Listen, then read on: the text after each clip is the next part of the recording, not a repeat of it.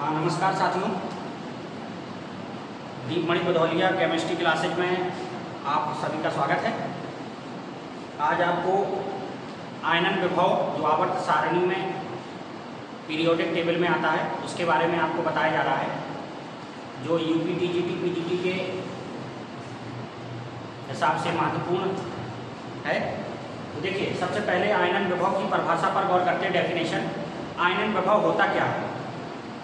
तो आयनन विभव किसी तत्व के गैसीय विलगित परमाणु से, किसी तत्व के, कोई भी तत्व है उसका कोई परमाणु अलग हो जाए तो किसी तत्व के गैसीय विलगित परमाणु से एक इलेक्ट्रॉन बाहर निकालने के लिए, ये नाभिक हो गया, नाभिक के चारों ओर इलेक्ट्रॉन चक्कर लगाते हैं। तो किसी तत्व के गैसीय विलगित परमाणु से एक इलेक्ट्रॉन बाहर निकालने के लिए जितनी ऊर्जा की आवश्यकता होती है उसे आयनन विभव कहते हैं, उसे आयनन विभव कहते हैं। इसको या तो हम कैपिटल आई से प्रदर्शित करते हैं या IP से प्रदर्शित करते हैं, क्योंकि आयनन विभव को इंग्लिश में आयनाइजेशन पोटेंशियल बोलते हैं। तो आयनाइजेशन पोटेंशियल तो शॉर्ट में IP से उसको प्रदर्शित करते हैं। तो पहले ये पता होना चाहिए कि आयनन विभव है क्या। तो किसी तत्व के गैसीय विलगित, माने गैस से कोई विलग हो गया, परमाणु अलग हो गया, उसमें एक इलेक्ट्रॉन बाहर निकालने के लिए जो ऊर्जा की आवश्यकता होगी उसे आयनन विभव कहेंगे। तो ये हो गया आयनन विभव। जब ये इलेक्ट्रॉन निकल जाएगा, जब दूसरा इलेक्ट्रॉन निकालेंगे इसको भी ऊर्जा लगेगी, तो ये हो जाएगा द्वितीय आयनन विभव। जब ये इलेक्ट्रॉन भी निकल जाएगा तो तीसरा इलेक्ट्रॉन निकालेंगे, तो इसमें जो ऊर्जा खर्च होगी उसको कहेंगे तृतीय आयनन विभव। तो ये हो गया इसका आयनन विभव। जब किसी से इलेक्ट्रॉन निकालेंगे, जैसे मान लीजिए कोई परमाणु M है, अगर इससे इलेक्ट्रॉन निकाला तो ये क्या बनाएगा, पॉजिटिव धनायन M+ और एक इलेक्ट्रॉन ये निकल गया। तो इस प्रकार एक इलेक्ट्रॉन निकालने में व्यय ऊर्जा, खर्च ऊर्जा को आयनन विभव कहते हैं। अब क्वेश्चन देखिए, क्वेश्चन में कुछ नियम की जानकारी होना चाहिए। तो जैसे कि वर्ग में ऊपर से नीचे जाया जाता है हमेशा, वर्ग में ऊपर से नीचे, और आवर्त में जाते हैं बाएं से दाएं। वर्ग में ऊपर से नीचे जाने पर आयनन विभव का मान घटता है। फिर से सुन लीजिए, वर्ग में ऊपर से नीचे जाने पर आयनन विभव का मान घटता है। आवर्त में इसका विपरीत होता है, आवर्त में बाएं से दाएं जाने पर आयनन विभव का मान बढ़ता है। ये फर्स्ट रूल हो गया। दूसरा रूल Z/E। Z/E जो है, Z होता है परमाणु क्रमांक, एटॉमिक नंबर, E होता है इलेक्ट्रॉनों की कुल संख्या, इलेक्ट्रॉनों की कुल संख्या।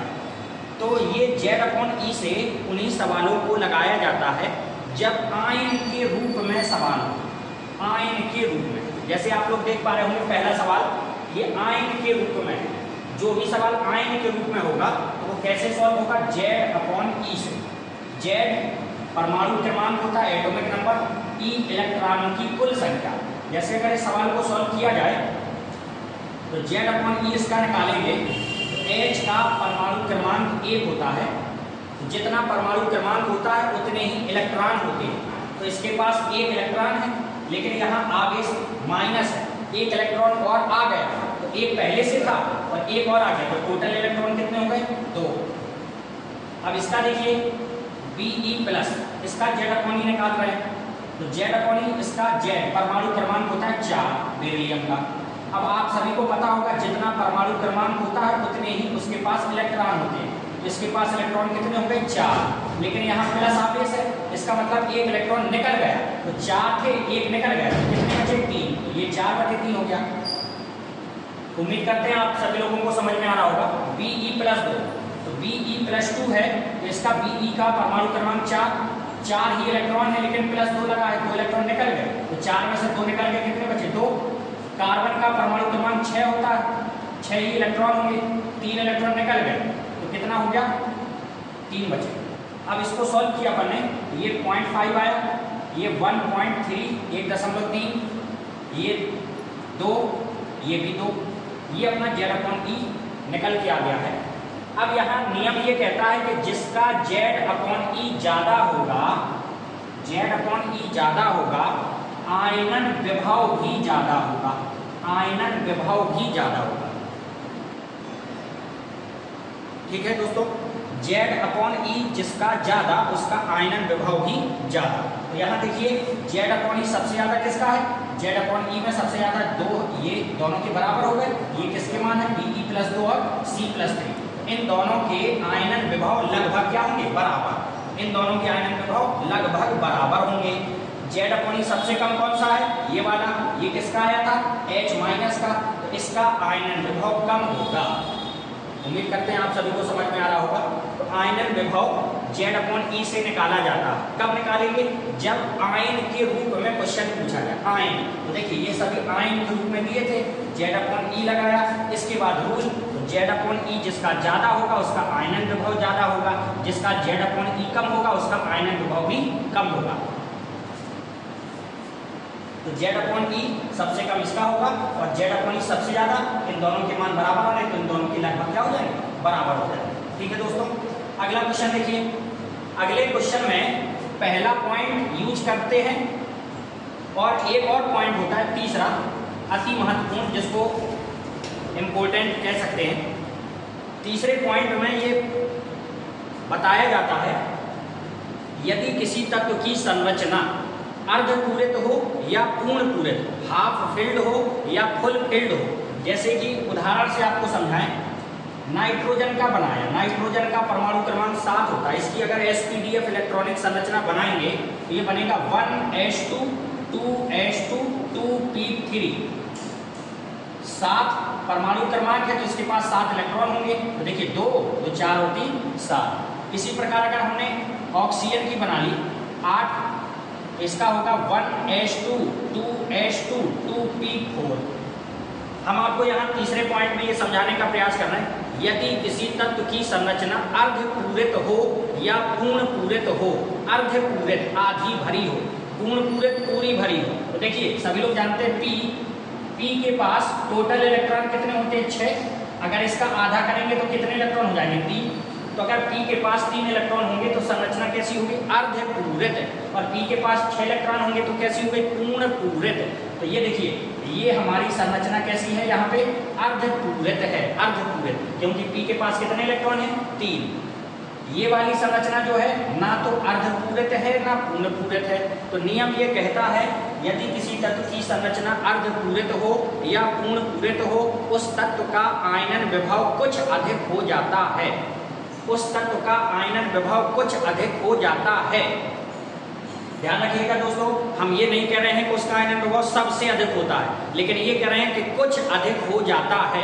तो जैसे इन दोनों में अगर तुलना करने को कहा जाए कि किसका आयनन विभव ज्यादा होगा, तो स्वाभाविक बात है नाइट्रोजन का आयनन विभव अधिक होगा।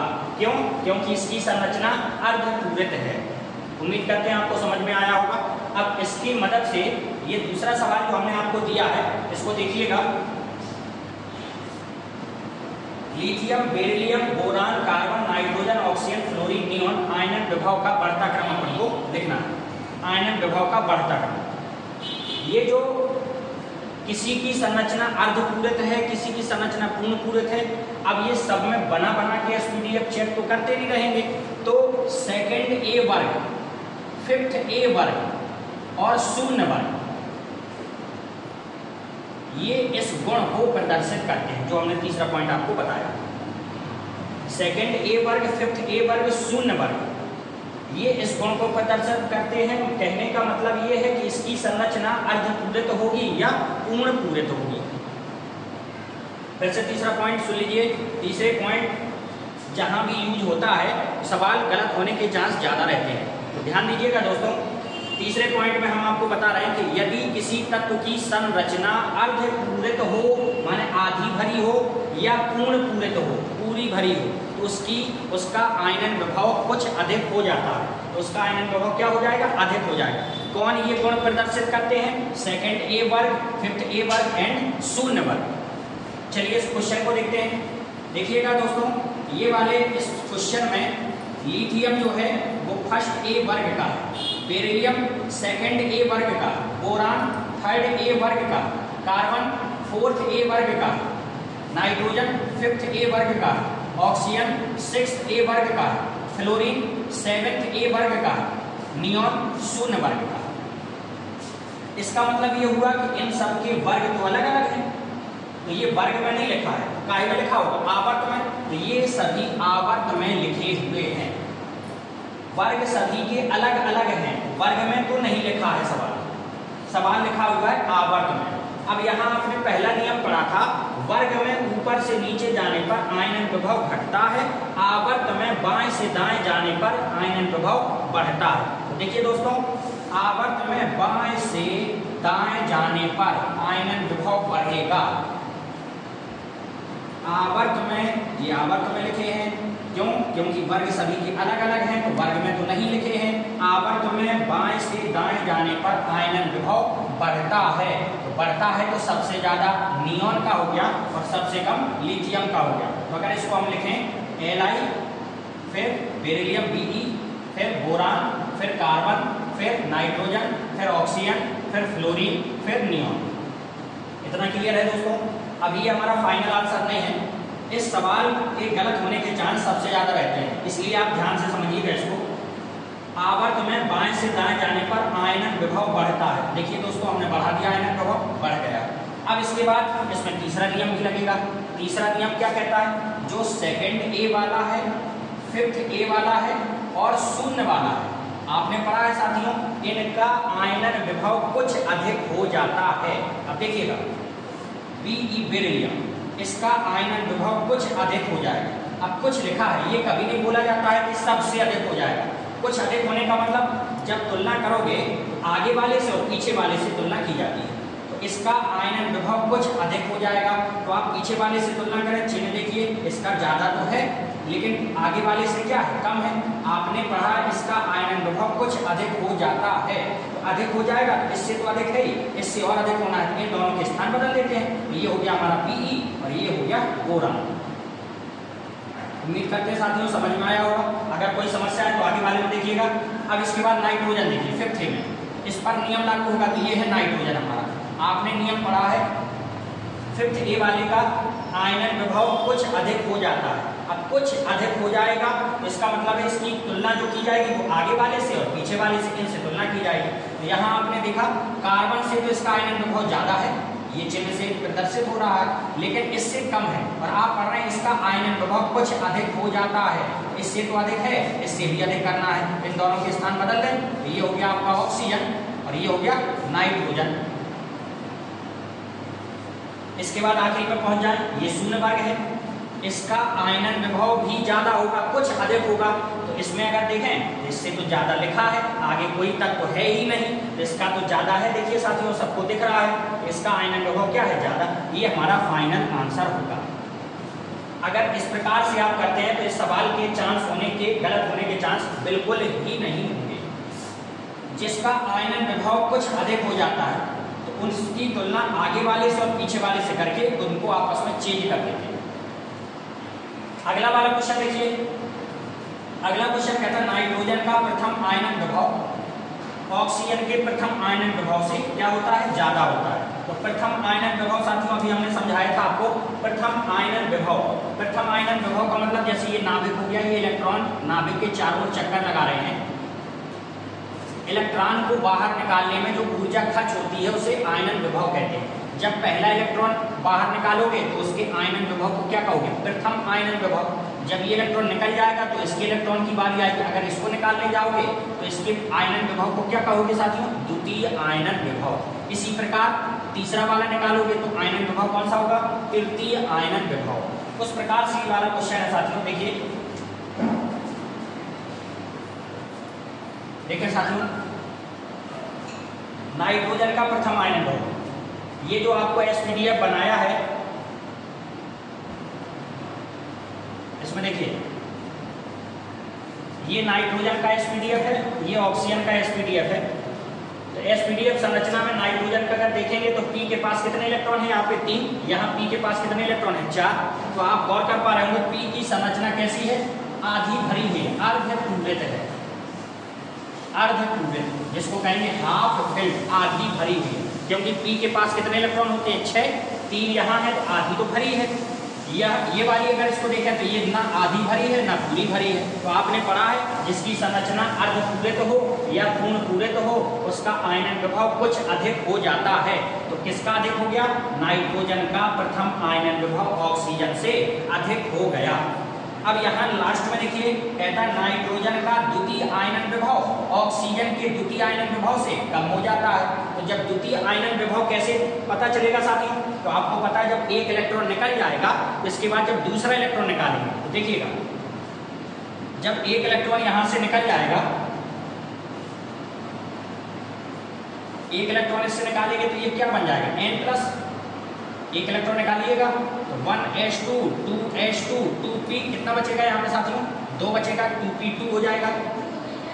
इससे अगर निकालेंगे O+, तो ये हो गया साथियों 1s2 2s2 2p3। अब आप यहाँ खुद देख सकते हैं इसकी संरचना कैसी हो गई? अर्ध पूरित, अर्ध पूरित, और इसकी संरचना ना अर्ध पूरित है ना पूर्ण पूरित है। तो एक इलेक्ट्रॉन निकलने के बाद इसकी संरचना कैसी हो जाती है ऑक्सीजन की? अर्ध पूरित। तो कहने का मतलब है अब किसका आयनन विभव अधिक हो जाएगा? अब की बार ऑक्सीजन का आयनन विभव अधिक हो जाएगा। तो ये देखिए दोनों आपके सामने अभी लिखे हुए हैं। नाइट्रोजन में यहाँ पे देखिए अर्धपूरित संरचना है तो इन दोनों में तुलना किया किसका आयनन विभव ज्यादा है? नाइट्रोजन का। अब जब द्वितीय आयनन विभव की बात होगी तो पहला इलेक्ट्रॉन निकल गया, तो पहला इलेक्ट्रॉन निकल गया तो एक इलेक्ट्रॉन निकाल दीजिए तो कितना हो गया? 2। इससे एक इलेक्ट्रॉन निकाल दिया तो यहाँ कितना हो गया? 3। अब वही संरचना में इसमें देखें तो इसकी संरचना अर्धपूरित हो गई। तो किसकी? ऑक्सीजन का द्वितीय आयनन विभव नाइट्रोजन से अधिक हो जाता है। साथियों ये इस प्रकार से आयनन विभव से संबंधित प्रश्न थे। इसमें 3 नियम आप लोगों ने देखे। पहला वर्ग में हमेशा ऊपर से नीचे जाते हैं, तो वर्ग में जाने पर आयनन विभव, वर्ग में ऊपर से नीचे जाने पर आयनन विभव घटता है। आवर्त में बाएं से दाएं जाने पर आयनन विभव बढ़ता है। ये पहला नियम हो गया। दूसरा Z/E का नियम बताया। Z परमाणु क्रमांक होता है, E इलेक्ट्रॉनों की कुल संख्या होती है। तो Z/E लगाना तब है जब सवाल क्वेश्चन काय के रूप में हो, आयन के रूप में हो, तो Z/E से सॉल्व करते हैं। तो Z/E अगर जिसका ज्यादा होगा उसका आयनन विभव भी ज्यादा होगा, जिसका Z/E कम होगा उसका आयनन विभव भी कम होगा। इसके बाद तीसरा नियम है। तीसरा नियम ये कहता है यदि किसी तत्व की संरचना अर्धपूरित हो या पूर्ण पूरित हो उसका आयनन विभव कुछ अधिक हो जाता है। इस प्रकार से ये आयनन विभव के बारे में आपको साथ में पढ़ाया। अगर आपको समझ में आया हो तो मैंने पूरा प्रयास किया है। धन्यवाद।